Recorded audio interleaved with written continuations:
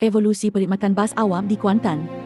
Pada era 1930-an, Berkuat dan Sihat Bas menggerakkan nadi bandar dan menjadi permulaan revolusi pengangkutan awam di Kuantan.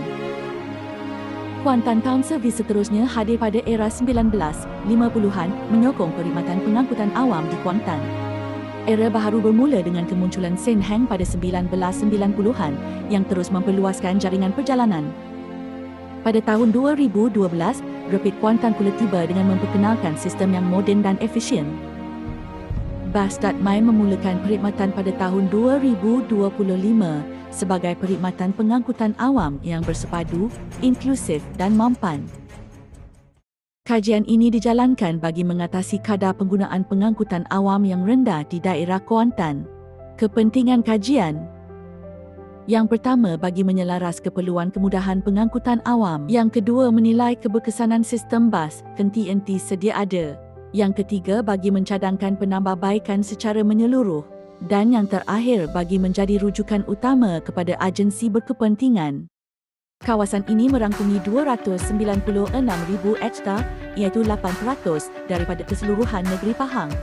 Populasi penduduk meningkat daripada 571,000 orang pada tahun 2024 kepada 836,567 orang pada tahun 2035.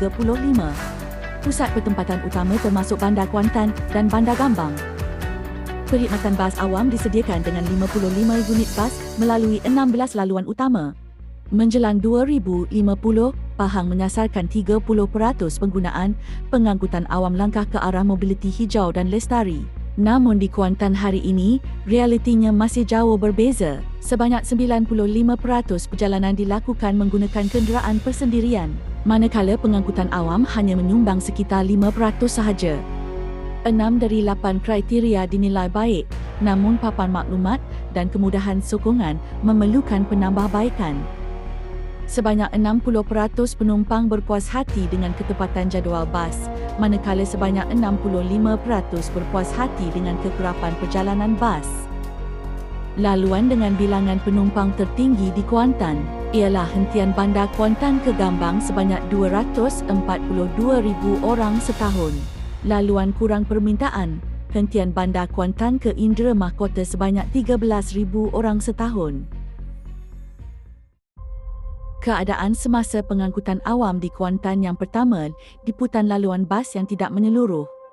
Yang kedua, kemudahan infrastruktur kurang selesa dan tidak efisien. Yang ketiga, kurangnya integrasi antara mod pengangkutan awam. Visi bagi kajian ini ialah bagi menjadikan sistem pengangkutan awam di daerah Kuantan lebih maju, progresif dan berdaya saing selaras dengan aspirasi Pahang First.